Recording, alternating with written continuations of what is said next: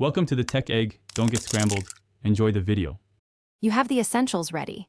Both devices with Wi-Fi and Bluetooth on and QuickShare installed.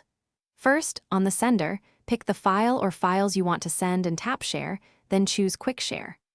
Once chosen, switch QuickShare to QR code mode and let it generate a scannable QR image. Make sure the receiver is prepared to scan. Open their QuickShare app and select the scanner or QR receive option. This starts the secure transfer handshake and reveals the code for the next step.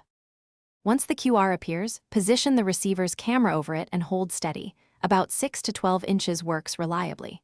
After the scan, QuickShare negotiates a Wi-Fi direct encrypted connection. This is why both radios were required. You'll see confirmation dialogues. The sender confirms the recipient, and the receiver authorizes the incoming files. Approve those prompts to begin transfer. While transferring, keep the devices close and avoid switching networks. This ensures sustained bandwidth and reduces the chance of interrupted or partial transfers. After the progress bar reaches 100%, confirm the files saved to the QuickShare received folder and open one to verify integrity. If the transfer failed, immediately retry. Regenerate the QR on the sender and rescan. Make sure neither device dropped Wi-Fi or Bluetooth and pause battery saver or restrictive VPN apps that can block local discovery.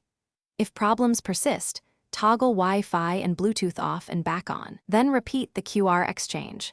This clears stale network sessions and usually resolves lingering connections.